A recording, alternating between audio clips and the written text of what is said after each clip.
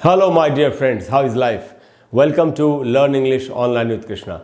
Learn English Online with Krishna में आपका स्वागत है दोस्तों। अच्छा दोस्तों, इंग्लिश में एक वर्ड है नाउ, NOW, नाउ। नाउ की क्या मीनिंग होती है दोस्तों? नाउ की मीनिंग होती है अब या अभी। यही मीनिंग हमको नाउ की बचपन से मालूम है। अच्छा दोस्तों, सेंटेंस में कैसे यूज़ करते हैं इस मीनिंग के साथ? जैसे कोई कह रहा है I am busy now, he is living now, वो अब जा रहा है या वो अभी बिजी है, ऐसे हम इसको यूज़ करते हैं। बड़ी अच्छी बात है, हमको नाउ की मीनिंग मालूम भी है। लेकिन दोस्तों, नाउ को और भी कई तरह से यूज़ किया जा सकता है। अगर वो सारे यूजेस हम सीख लें तो हमारी कम्युनिकेशन कितनी अच्छी हो जाए, कितनी इफेक्टिव हो जाए। दोस्तों, आज की क्लास में हम नाउ के यूजेज सीखेंगे कि नाउ को हम कितने तरीक़ों से यूज़ कर सकते हैं। ये बहुत ही इन्फॉर्मेटिव क्लास है आपके लिए। आपको एंड तक पूरी वीडियो को ध्यान से देख करके नाउ के सारे यूज़ को अच्छी तरह से सीख लेना चाहिए, क्योंकि दोस्तों आज का जो टॉपिक हमारा वो है यूजेज ऑफ नाउ, कि नाउ को हम कितने अलग अलग प्रकार से यूज़ कर सकते हैं। अच्छा दोस्तों, जो पहला एग्जाम्पल है वो वही है जो मैं आपको बता रहा था अभी। नाउ को एडवर्ब ऑफ टाइम के रूप में कैसे इस्तेमाल कर सकते हैं। तो दोस्तों, जब भी हम नाउ का मीनिंग होता है हमारा अभी, मैं अब मैं जा रहा हूँ, आई एम लिविंग नाउ, इस प्रकार से, तो ये एडवर्ब ऑफ टाइम होता है।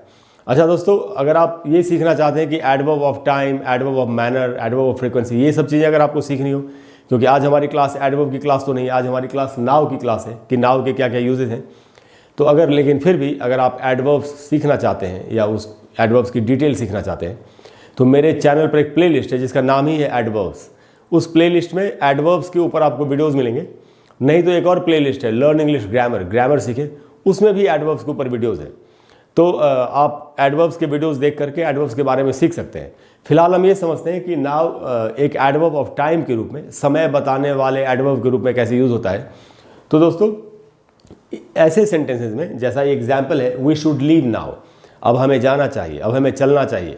कुछ लोग कहीं बैठे, उनको देर हो रही है, तो कह रहे हैं वी शुड लीव नाउ। तो ऐसे सेंटेंस में नाउ यहाँ पर एडवर्ब ऑफ टाइम के रूप में इस्तेमाल हुआ है। अच्छा दोस्तों, ये वाला यूज़ हमको बचपन से मालूम है, जिसकी अभी बात भी कर रहा था मैं। लेकिन अब हम सीखेंगे कि नाउ को दूसरे कितने तरीक़ों से हम यूज़ कर सकते हैं और वो यूजेस क्या क्या हैं, जिससे कि उनको सीख के हम अच्छी इंग्लिश बोल सकें, अपना कम्युनिकेशन अच्छा कर सकें।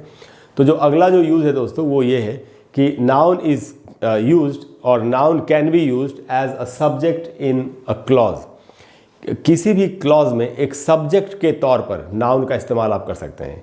कैसे कर सकते हैं, अभी सीखते हैं एक एग्जाम्पल से। यहाँ एक एग्जाम्पल है दोस्तों, कोई किसी से कह रहा है कि now is the time to take a decision, अब समय आ गया है कि हम एक निर्णय ले लें। कितना हम ये ऐसे सेंटेंसेस हम बोलते हैं कई बार हिंदी में, अब समय आ गया है कि मैं कुछ कर लूँ, कि मैं वहाँ चला जाऊँ, इस ऐसे।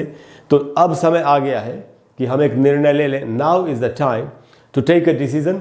तो दोस्तों, इसमें नाउ आप देख रहे हैं सब्जेक्ट की तरह इस्तेमाल हुआ है। तो इस पूरे क्लॉज में नाउ एक सब्जेक्ट की तरह इस्तेमाल हुआ है।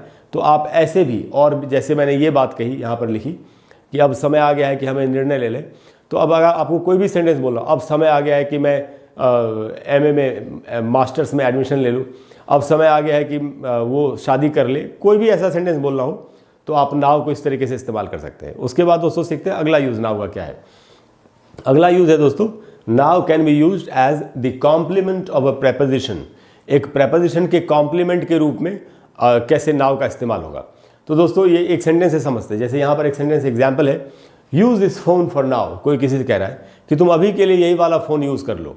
हो सकता है किसी का अपना फ़ोन ख़राब हो गया हो या कहीं भूल आया हो कोई, या जो भी है, तो वहाँ कहा जा रहा है use this phone for now. अब अगर आप देखें, फॉर एक प्रेपोजिशन है और उसका कॉम्प्लीमेंट यहाँ पर है नाउ, तो आप इस प्रकार से भी नाउ को यूज़ कर सकते हैं, एक प्रेपोजिशन के कॉम्प्लीमेंट के रूप में। उसके बाद है दोस्तों, नाउ का जो अगला यूज़ है, और ये इंटरेस्टिंग यूज़ है, ये है मीनिंग नाउ डेज। यानी नाउ की मीनिंग जब क्या होती है, नाउ डेज। नाउ डेज की मीनिंग होती है दोस्तों आजकल या इन दिनों। जैसे हम पूछते हैं ना कई बार लोगों से, what are you doing nowadays, तुम इन दिनों क्या कर रहे हो। तो नाउ डेज, दीज डेज, इन सब का मीनिंग होता है आजकल या इन दिनों। तो नाउ को इस मीनिंग में भी, यानी नाउ की ये मीनिंग भी हो सकती है, हम इसको इस रूप में भी यूज़ कर सकते हैं। कैसे, एक एग्जाम्पल से समझते हैं। जैसे यहाँ कोई कह रहा है, बड़ी इंटरेस्टिंग बात कही जा रही है, मैं नहीं कह रहा दोस्तों, ये एक एग्जाम्पल है। तो ये एग्जाम्पल है, people used to study grammar. लोग ग्रामर की पढ़ाई किया करते थे।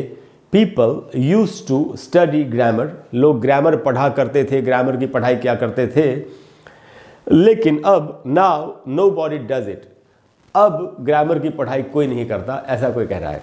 नाउ यानी अब, यानी इन दिनों, आजकल ग्रामर की पढ़ाई कोई नहीं करता, ऐसा कहा गया। तो दोस्तों ये जो सेंटेंस है नाउ नोबॉडी डज इट, इसमें नाउ का मीनिंग है इन दिनों या आजकल, यानी पहले लोग ग्रामर पढ़ा करते थे, आजकल ग्रामर की पढ़ाई कोई नहीं करता, ऐसा कहा जा रहा है। एक एग्जाम्पल है, ये मैंने नहीं कहा क्योंकि बहुत लोग ग्रामर पढ़ रहे हैं अभी, इसीलिए ये बात मैं कैसे कह सकता हूँ।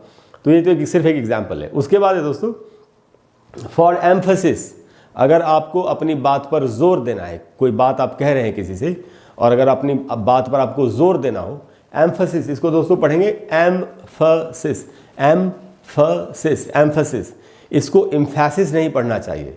अक्सर हम लोग इसको, चूंकि इंग्लिश हमारी मदर टंग नहीं है, मातृभाषा नहीं है, तो हम इसको अक्सर एम्फेसिस ऐसे करके पढ़ लेते हैं। एम्फेसिस नहीं पढ़ना है दोस्तों, एम्फसिस इसको पढ़ना है। तो एम्फसिस का मीनिंग होता है जोर। तो अगर फॉर एम्फसिस अगर जोर देना हो तो हम नाउ का इस्तेमाल कर सकते हैं, लेकिन कैसे सेंटेंसेस में, ये हमको ज़रूर सीखना चाहिए। तो वो इधर लिखा है दोस्तों कि एट द बिगिनिंग और end of imperative sentences. Imperative sentences आप जानते ही हैं, जिन सेंटेंसेज में रिक्वेस्ट हो, ऑर्डर हो, कमांड हो, इनको इम्पेरेटिव सेंटेंस कहते हैं। इम्पेरेटिव सेंटेंस में जो सब्जेक्ट होता है यू, वो हिडन होता है, छुपा होता है, और वो सेंटेंस में लिखा नहीं जाता। जब हम कहते हैं ना किसी से कम हियर, यहाँ आओ, तो एक्चुअली उसका मीनिंग होता है यू कम हियर, या bring me a glass of water, मेरे लिए एक ग्लास पानी लेकर आओ। कोई किसी को ऑर्डर दे रहा है तो इसका यही मतलब है ना, you bring me a glass of water, या प्लीज़ हेल्प मी, यानी यू प्लीज़ हेल्प मी।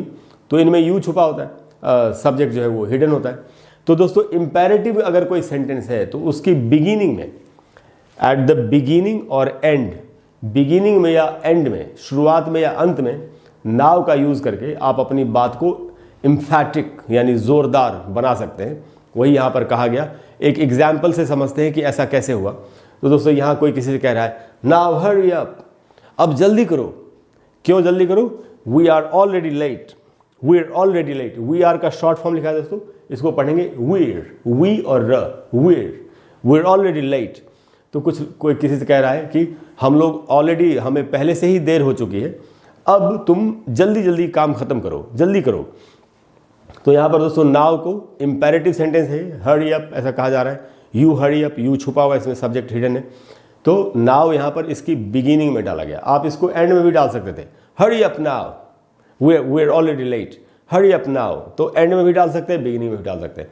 तो दोस्तों अपनी बात को एम्फैटिक बनाने के लिए, एम्फेसिस डालने के लिए नाउ को इम्पेरेटिव सेंटेंसेस की बिगिनिंग में और एंड में भी हम यूज़ कर सकते हैं। उसके बाद है दोस्तों, और ये बहुत ही इंटरेस्टिंग यूज़ है क्योंकि ये इनफॉर्मल इंग्लिश में, जो हम डेली लाइफ में जो कम्युनिकेशन करते हैं उसमें इस्तेमाल होने वाला ये टर्म है।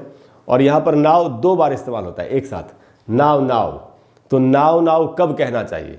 ये तब कहना चाहिए जब कोई मेंटली डिस्टर्ब्ड है या इमोशनली डिस्टर्ब्ड है, ये कहना ज़्यादा सही होगा। इमोशनली डिस्टर्ब्ड है, भावनात्मक रूप से डिस्टर्ब्ड है, और उसको हम समझा बुझा के शांत कर रहे हैं। अगर वही लिखा है दोस्तों, टू काम समबॉडी डाउन, किसी को शांत करने के लिए, टू काम समबॉडी डाउन।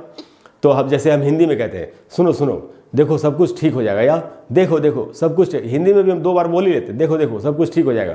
तो ये जो सुनो सुनो या देखो देखो वाला है, जनरली हम इंग्लिश में उसके लिए लिसन ऐसे करके यूज़ कर लेते हैं, बट मैं आपको बता रहा हूँ कि क्या कैसे यूज़ करना चाहिए। तो दोस्तों लिखा है नाउ नाउ, कोई किसी से कह रहा है, example, now now don't get so upset, इतने अपसेट मत हो, इतनी चिंता मत करो या इतने गुस्से में मत आओ। Everything will be all right, सब कुछ सही हो जाएगा, सब कुछ ठीक हो जाएगा, everything will be all right. तो दोस्तों क्या इस्तेमाल किया गया? Now now. तो दोस्तों ये नाउ 2 बार यूज़ करके आप इस तरीके से, अगर कोई किसी भी प्रकार से परेशान है तो उसको शांत करने के लिए आप नाउ को इस तरीके से भी यूज़ कर सकते हैं। अच्छा दोस्तों, नाउ के ये जो यूजेस है जो मैंने आपको बताए, ये बहुत ज़्यादा इस्तेमाल होते हैं। नाउ के कुछ और भी यूजेस है जो बहुत किताबी हैं, मैंने उनको नहीं लिखा आज की क्लास में, उनके बारे में आपको नहीं बता रहा। मैं आपको सिर्फ जो इनफॉर्मल यूज़ है नाउ का, वो मैंने आपको बताया। मुझे पूरी उम्मीद है कि इन यूजेस को सीख के आप अच्छी तरह से इंग्लिश बोलेंगे, अच्छी इंग्लिश बोलने के एक कदम और करीब आप पहुँचेंगे। इसके अलावा दोस्तों, अगर आपको क्लास अच्छी लगी हो तो प्लीज़ वीडियो को लाइक करें और शेयर करें और चैनल को सब्सक्राइब करें। और अगले वीडियो में आपको फिर से इसी तरह का कोई खूबसूरत वर्ड जिसके बहुत सारे यूजेस होंगे और जो हमारी कम्युनिकेशन में बहुत ज़्यादा इस्तेमाल होते हैं, मैं आपको उनकी मीनिंग बताने की कोशिश करूँगा। कोई भी अगर ऐसा वीडियो है या ऐसा टॉपिक है जिस पर आप चाहते हैं कि मैं आपके लिए एक वीडियो बना दूँ, और अगर मुझे लगेगा कि वो वीडियो मास अपीलिंग वीडियो होगा, काफ़ी लोगों को पसंद आएगा, तो मैं आपको उस पर वीडियो बना करके ज़रूर दूंगा। Thank you very much. I will see you again. Bye bye.